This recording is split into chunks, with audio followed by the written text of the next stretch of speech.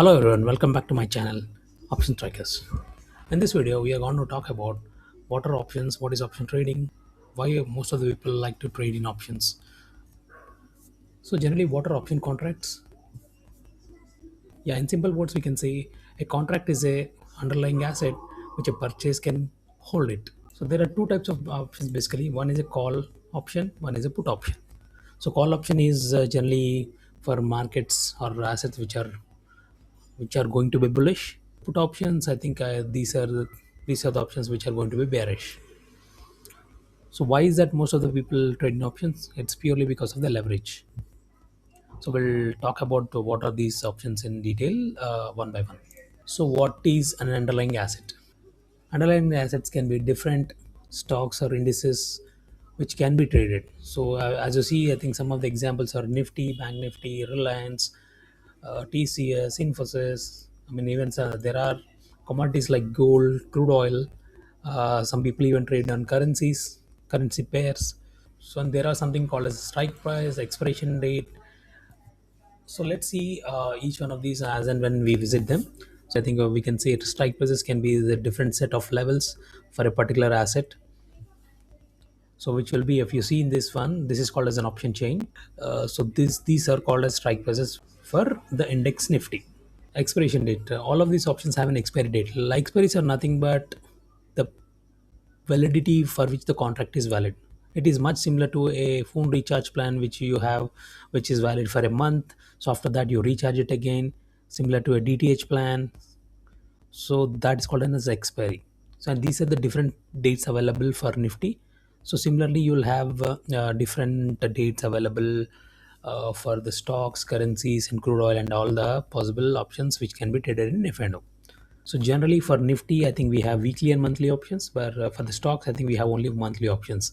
And the expiry happens to be on the last Tuesday of the month for all the stocks, which is a monthly expiry. And for Nifty, it will be the every Tuesday of the week.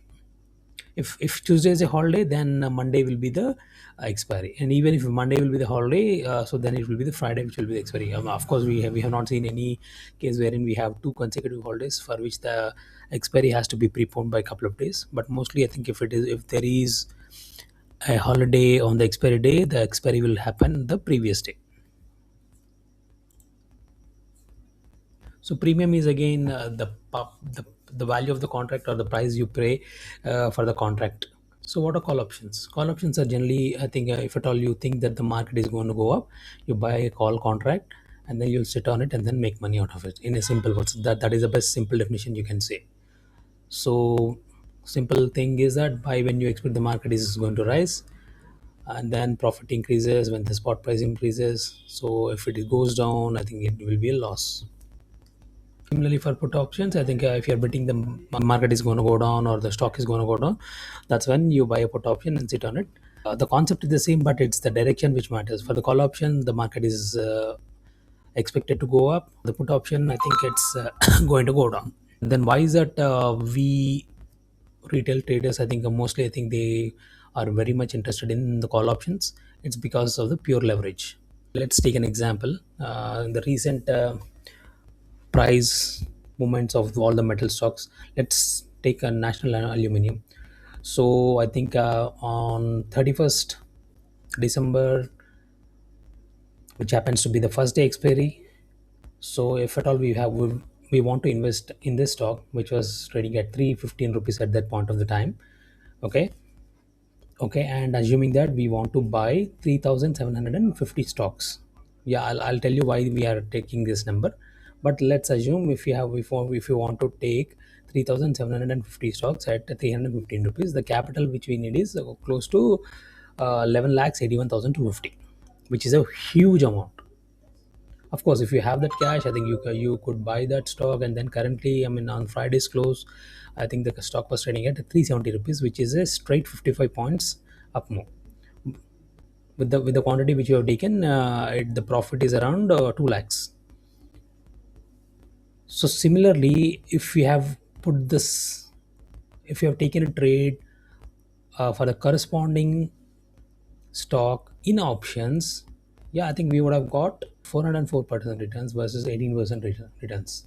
So why is there huge difference? Because of the leverage. The option, if you see carefully, the capital needed is just 45,000, whereas when you bought 3,750 stocks, the capital needed was 11 lakhs. So the reason why we picked 3,750 is, for options and futures there is something called as a lot size, which is predefined for respective stocks, and one lot for a national aluminum is 3,750, and that's the reason we wanted to compare it with the quantity in the cash investment. So assuming that we have taken one lot of 315 call contract, which was trading at 12 rupees on 31st December, and then it is currently trading at 60 rupees on Friday. So we would have made 1,81,807, a little lesser profit as compared to the cash investment. But the only difference is that for cash investment, we would have invested 11 lakhs, 11.8 lakhs to be exact. But whereas for option investment, we have invested only 45,000. So that's the beauty of the option trading. That's the reason most of the retail people invest in options. These are some of the examples of some of the call contracts and put contracts which have performed in the month of January. So we already talked about National Aluminium. Cipla was the one. I think this happened to be on the downside. The stock has fallen. Whereas if you see, for a capital of 9,000 investment, I think we got 59,000 profit.